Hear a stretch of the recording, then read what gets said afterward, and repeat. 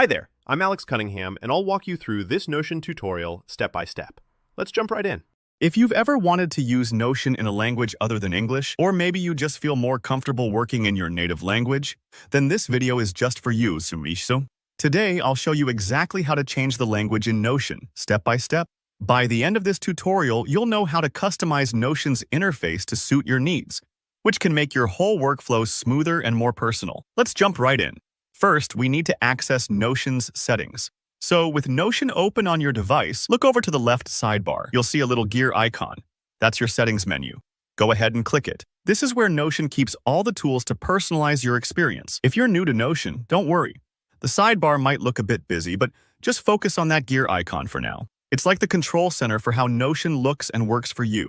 Once you're in the settings, look for something called Preferences. This is where you can adjust things like appearance and basic user settings. Sometimes menus might look a bit different depending on whether you're using Notion on the web or the desktop app, but the options are always there, just maybe in a slightly different spot. If you're not seeing preferences right away, take a moment to scroll and you'll spot it. Under Preferences, you'll find Language and Time. This is the key area. Click right there. Now, you'll see a section for language options. Notion uses English as the default, but this is where you can make the switch to a language you're more comfortable with.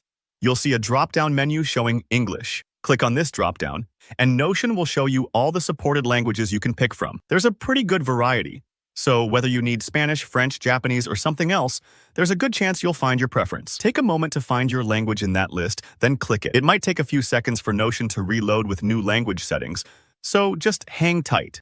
If you're wondering whether it'll change everything, yes, the interface, menu labels, and most of the core navigation will switch to the new language.